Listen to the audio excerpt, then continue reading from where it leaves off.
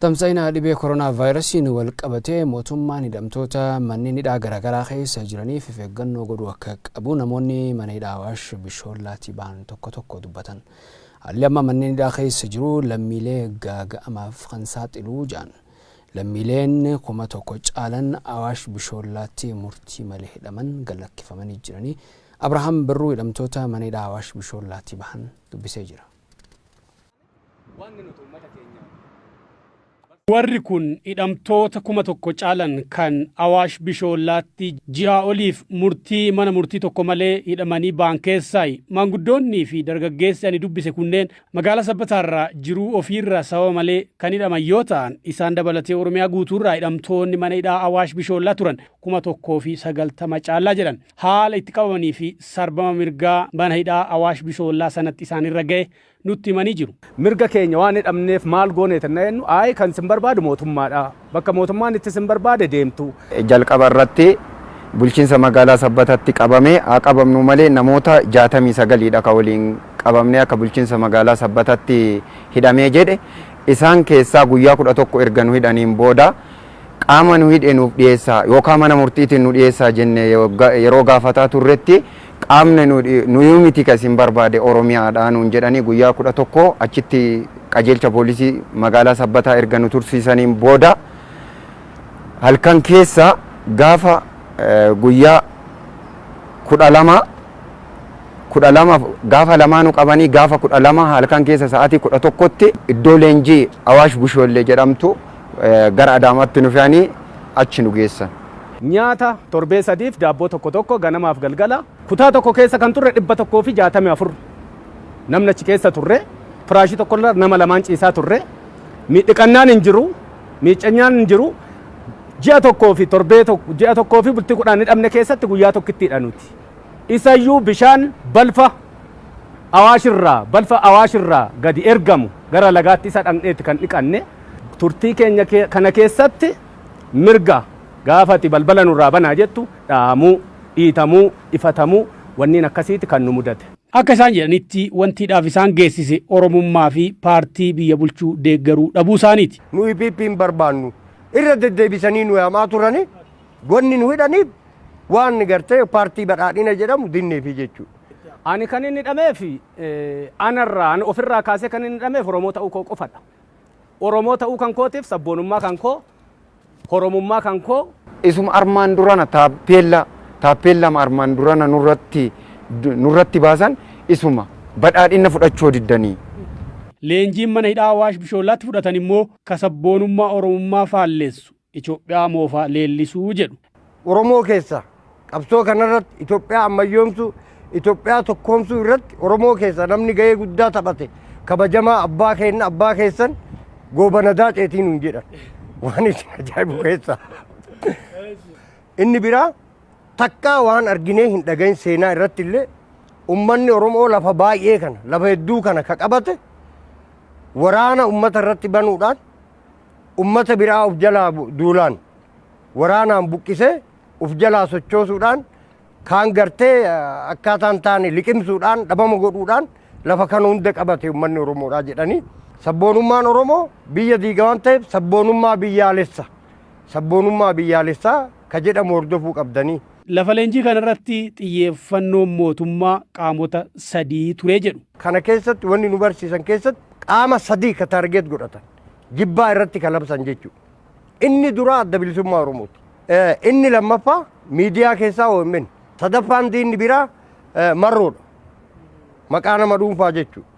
Yoo barbaadan OMNs ABO'lleen deebi'ee warri shanee jedhaniin kunillee tokkochumaa jedhan ammoo sa'a booda waan ganama sitti himan galgala irraan deebi'an.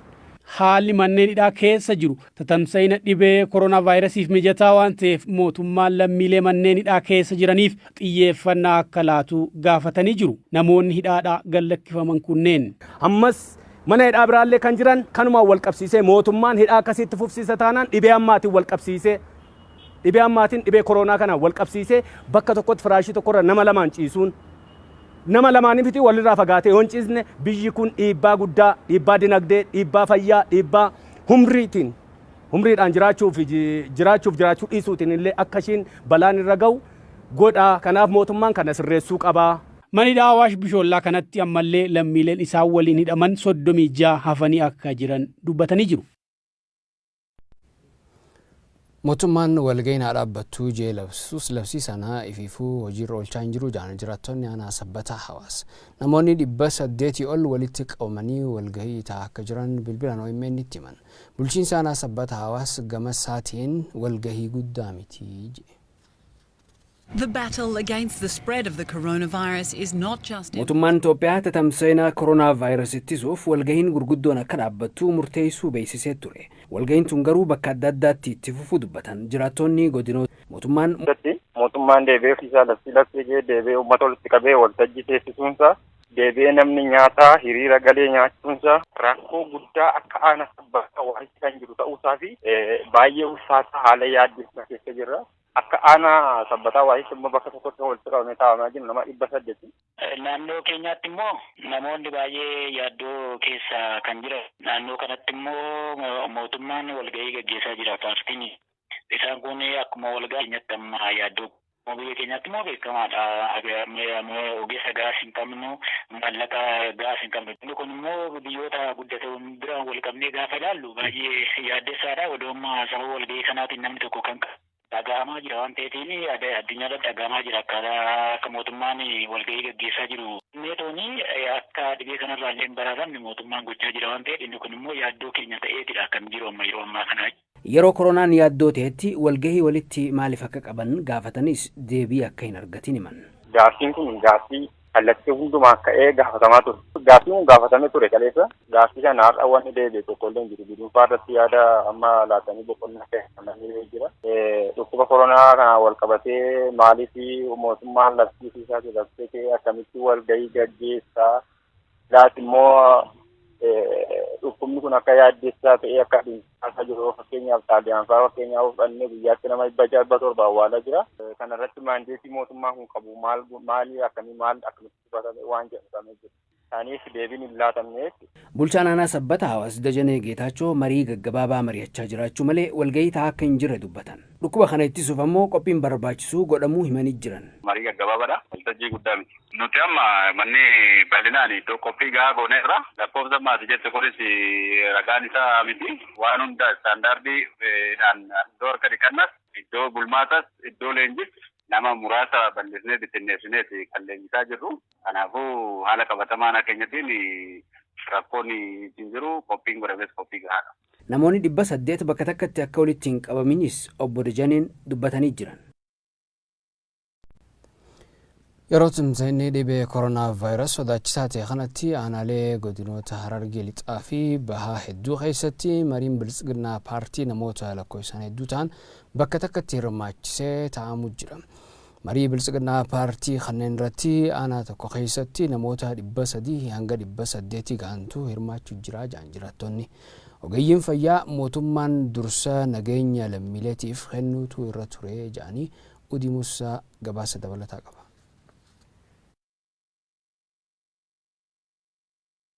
Yeroo weerarri dhukkuba vaayirasii koronaa COVID-19 addunyaa guutuu weeraraa jiruufim biyyoota dinagdeedhaan badhaadhan hedduu hulaa isaanii cufachiisaa jiru kanatti biyyi teenya Itoophiyaan bakkeewwan garagaratti walga'ii adeemsisaati jirti.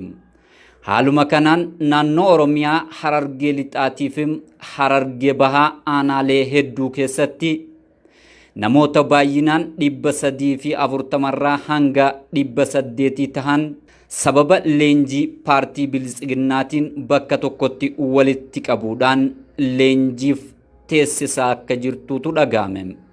Bifuma kanaan Harargee lixaatii fi Harargee bahaa keessatti namoota hedduu 100 walitti qabuudhaan leenjiin paartii biltsiginnaa adeemsifamaati jira. Dr. Eliyaas Jamaal gama isaaniitiin yeroo kanatti biyya keenya keessatti dursi fayyaa lammiiwwaniitiif kennamuu akka qabu dubbatu. Saatii kanatti mootummaan itti gaafatamummaa guddaan fudhatuu qabu nageenya hawaasaati. Fayyummaa hawaasaa jechuudha. Kun amma fayyummaa nama tokkooti miti. It is public health importance. Kanaaf hojjetamuu qabu. Walga'iin kamiyyuu siyaasni nageenya irratti fayyaan hojii jiraate tola waan ta'eef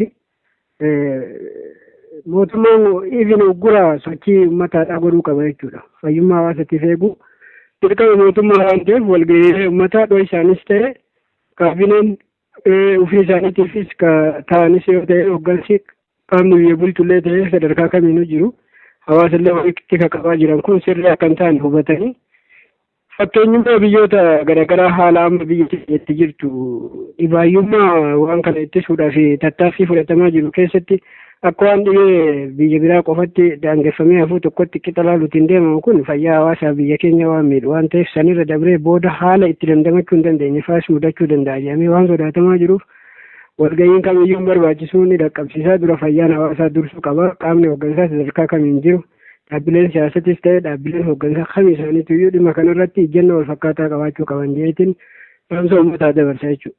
Marii paartii biltsiginnaa godina Harargee lixatti adeemsifamaa jiruu fi Harargee baatti adeemsifamaa jiru kana ilaalchisuudhaan yaaliin hooggansa godinoota lamaanii dubbisuuf taasifne nuuf hin milkooyne. Godina Wallaggaas dabalataa. Katabbainasa ofirraa ittisuufis ta'e maloota ittiin ittisa isaarratti hubannoowwan karaa miidiyaalee garaagaraa taasifamaa akka jiranidha. Keessumatti immoo maloota ittiin ofirraa ittisan keessaa inni guddaan hawaasni iddoowwan garaagaraatti walitti baay'atee yookaanis immoo walitti dhiyaatee akka hin teenyee fi hanga meetira tokkollee walirraa fagaatee taa'uu akka qabudha. Maloota isaa keessaa kanneen odeeffannoon karaa miidiyaalee hawaasaa dhaqqabaa jiru jechuudha. Haa ta'uti garuu yeroo ammaa kana jiraattonni godina Wallaggaa aanaalee garaagaraa sababa walgahii jedhuunitiin dhimmi biltsiginnaa paartii irratti walgahiin hanga nama 150 hanga nama 200 gandooleerraa qaamolee hawaasa adda addaarraa kan walitti dhufeen bakkoolee adda addaa yookaan immoo aanaalee godina Wallaggaa hunda keessatti geggeeffamaa akka jirudha. Kanaan walqabatees hawaasni dhimmi kun walitti baay'achuu hawaasaatiin tatamsa'inni vaayirasii kana nuqunnamuu danda'a yookaan immoo nu mudachuu danda'a kan jedhu bakkeewwan garaagaraa yookaan immoo aanaalee garaagaraa kanneen neetwoorkii ala jiran illee bakka neetwoorkiitti bahuudhaan sagalee isaanii Oromiyaa miidiyaa neetwoorkiif laataa kan jiran jechuudha. Darbees qaamni dhimmi kun ilaallatu waajjira eegumsa fayyaa godinaas ta'e aanaa darbees magaalaan dhimma kana irratti illee hubannoo gahaa isaaniif laataa akka jiran irra kan darbe immoo yeroo ammaa hawaasni bakka tokkotti walitti qabamuun kun dhimma walgahiitiif dhibee kana nutti babal'isuu danda'a kan jedhu sodaa isaanii qaban Oromiyaa miidiyaa neetwoorkiif bilbilaan qabsiisee bulchiinsa godina Wallaggaa obbo Asmaraa Ijaaraa dhimma kana irratti maal jettu yeroo ammaa kana vaayirasii dhibee koronaa tatamsaasuuf yookaan hawaasaa hirmaachise akkanatti hin jiru kan jedhu nu kaasanii nutis kan geggeessaa jiru hawaasa keessaa kan mari'achiisaa jirru hin jiru nuun jedhaniiru. Haa ta'uti garuu hawaasni kanaan faallaa waamuudhaan waltajjii kun yeroo ammaa kana hubannoo argataa hin jirretti bakka karaa miidiyaa qofa hubannoo argataa jirrutti dhibee kanaaf bakka tokkotti walitti qabnee taa'uun nuuf sodaa guddaadha. Kanaafuu qaamni dhimmi ilaalu walgahii kanallee akka isaanirraa dhaabu gaafatanii jiru. Jiraattonni godina Wallagga Lixaa sababa dhibee koronaatiin dabalii gatii guddaatu mul'achuu jira jedhan. Jiraattonni OMN'if yaada kennan duraanuu haala rakkisaa keessa jirra. Dhibeen koronaa dhufuun ammoo inumaa rakkoo qaala'insa jireenyaa duraanuu ture garmalee hammeessee jira jedhanii Taganyee Daaqaa dabalata qaba. Jiraattonni godina Wallagga Lixaa sababa dhibee koronaan wal qabatee qaala'insi gabaa akka godinichaatti haalaan dabalaa jira qaamni hordofaa jirus hin jiru jechuun komatu. Dhimmi kun dhimma baay'ee murteessaa waan ta'eef qaamni kallattiin dhimmicha hoogganuu xiyyeeffannoo itti laatee gabaa tasgabbeessuu akka qabus gaafatanii jiru. Quba kanaan kan wal qabatu duukaa qullubbiin gabaadhaa bitan shunkurtiin gabaa bitan ashaboon miidhama guddaa keessa jira namni. Daballiin gatii jira fakkeenyaaf manni midhaanii gatiinsaa ol dabalee baay'ee waan jiruuf qonnaan bulaan dhufee wanta bitatee nyaatu kana booddee dhabadee. Biidhaa yookaan lixii Wallaggaadhaa har'a miti har'a bakkee ba'e malee miidhamuun isaa xiqqaate irraa ji'oota 5 ji'oota 6 olidha. Durummaa kaasee jiru miidhamaadha. Dhimmoota neetwoorkii wajjin wal qabatee bilbilaa wajjin wal qabatee miidhamaadha. Iddoon miidhamaan dursa ta'u bakka sooshaal miidiyaan hin jirree fi bilbila harkarraa hin jirre kanatti miidhamaan jalqabaannuudha. Kanaan wajjin wal qabatee gaboonni baay'een isaa qaali'aniiru. Kanaaf mootummaan dafee akka mootummaatti mootummaadha amma yeroo kanatti mootummaadha jedhee waan harkarraa qaba. Waan barbaade gochuu danda'a. Waan barbaade sirreessuu danda'a. Waan barbaade dhiyeessuu danda'a. Waan barbaade keessa galee sirreessuu danda'a. Atattamaan dafee sabbi kun saba kooti yoo jedhe. Saba kanaafan jira yoo jedhe. Dafee wanta kana tasgabbeessee fi haala inni ittiin jiraachuu danda'u qaala'insa gabaan kun akka ol ka'e uummati kun akka inni wareereef sila jiru wareeraadha uummati keenya. Sila unaadha uummati keenya. Kanaa wajjin wal qabate miidhama hamaa keessa akka inni hin gallee fi saba kanaaf dafee waan tokko mijeessuu danda'u qaba. Dhimma qaala'insa gabaa akka godina Wallagga Lixaatti mul'ate hawaasni qeeqan kana qabannee gara itti gaafatamaa waajjira daldalaa godina Wallagga Lixaa kan ta'an obbo Mitikkuu irraan dhufaa waajjira isaanii deemne. Obbo Mitikkuus waajjiratti argannee dhimma qaala'insa gabaan wal qabatee hojiin akka waajjira keessaniitti hojjetamaa jiru maaltu jira gabaa tasgabbeessuuf wanti hojjetame jira jennee gaafanne. Obbo Mitikkuunis dhimma kana irratti qaamarraa dhuftanirraa waraqaa fiddee dhuftan malee dhimma komii hawaasaa kanaaf yaada isiniif laadhu jechuun eeyyamamoo ta'uu didanii. Dhumarratti gaazexeessaa beekamaan biyya Zimbabwee umrii isaa 30ffaatti koronaa vaayirasiin lubbuu isaa dhabe. Tamsa'ina dhibee kanaa to'achuuf biyyootiin tattaaffii isaanii itti fufanii jiranii Guyo wario dabalata qaba. Germany's long-time leader has steered the country during hugely turbulent times. Dhukkubi bara biyyoota biyya farra qotombola kanneen akka Chaayinaa, Awurooppaa fi Ameerikaa illee rakkoo guddoo keessatti koronavirus suutumsuutaan Afrikaa miidhaa jiraachuu isaa dubbata. Saayinsistoota adda dureen dhibee COVID-19 fal barbaaduu jiran Dr. Antonio Steven Fauci Professor Peter Piotfa dabalatee fal barbaaduu jiran weega jedhanillee biyyoota akka Itaaliyaan faan lamiilee isaanii lakkoofsaan kumja caalaan taasisaaf sirna awwaalcha tokko malee sanduuq reeffaatiin ofirra gaggeessan. Pirezidaantiin Ameerikaa Donald Trump qorichi dhibee buusaa yookaan malaariyaa fayyisuuf hojjetamu haayidrookilooriku jedhamu dhukkub koronavirus waan fayyisuu danda'uuf fayyadama jechuun erga dabaadha. Saayinsistooti akka Dr. Fauci faan gorsi Trump kun qorannoon hin deeggaramnee jedhanillee namni lubbuun gaargalchitu waan hin goon waan hin qabneef hedduun isaanii qorsa kan qaama jiraachuu isaanii dubbata. Namni tokko kutaa bulchiinsa Floriidaarraa gorsi Trump baan lubbuutti yoolcha jir jechuun dubbachuu isaa taansaabbi Trump erga fuul Facebook isarra barreesseen qabxee aduu yeroon dhagaamti jechuun qorichi malaariyaa haayidrookilooriku jedhamu kun kibxat irra jalqabee dirak Niiwoorkii fi iddoo biraatti akka raabsan beeksise. Akkasumas qondaaltoti biyyoota Joordaan ajaja karaa dhaabbata bulchiinsa nyaataaf qoricha jechuun Food and Drug Administration'tiin dabarsaniin hakimooti qoricha kan fayyadamuun lubbuu namoota akka fayyisuu qaban Aljaziiraan gabaase. Coronavirus yookaan Severe Acute Respiratory Syndrome gabaabinatti immoo COVID-19 jedhamuun kan beekamu dhibeen qilleensaaf tuttuqa qaamaatiin namarra gara namoota adda darbaa jedhan kun dubbii ijoo miidiyaalee idileef hawaasa eegi taate wabubbulu sii dubbata. Booltii muraas ji'a afurii gadi Chaayinaa ka'uun biyyoota ardi lafar jiran cufa waliin gadhibeen kun agoduta walitti qabadhu namoota 17 olijjeessu lubbuu ilmaan nama 390 dhiyaachiniin isaa dubbata. Dhibee koronaa tanaan BBC fa Biriteeniin namoota 300 ol yommuu lubbuu dhabanii ministeerri muummee biyyattii British Boris Johnson tarkaanfii waan tamsa'ina koronavirasii hir'isuu danda'an jedhaman kaleessa labsuu isaa dhagaa. Haalum kanaan lammiileen biyyattii sochii qaamaatiif malee akka mana ba'uu hin dandeenye Ingiliiz labsuun dhaabbileen daldalaaleen akka cufamta jajan. Biyyi kibba Afrikaa Zimbabwee dhibeen koronavirus gaazexeessa beekama biyyattii hagan 30 Zororo Makambaa jedhamijjeessuun katkeeyyatu yoo ta'u. Duuti gaazexeessa kana Afrikaan naasuu guddoo uumuun dargaggooti dhukkuba addunyaa yaaddes kanaan du'a akka dandeetti addunyaatti agarsiise. Itoophiyaan COVID-19 ittisuuf daangaa biyya cufu beeksifte. Jaarmaan immoo tamsa'ina koronavirus ittisuuf namoota lama walgahii kamuu taasisuu akka hin dandeenye murteesse. Oromiyaa bakka akka garuu kaabineen mootummaa walitti baafattee ooltii jedha.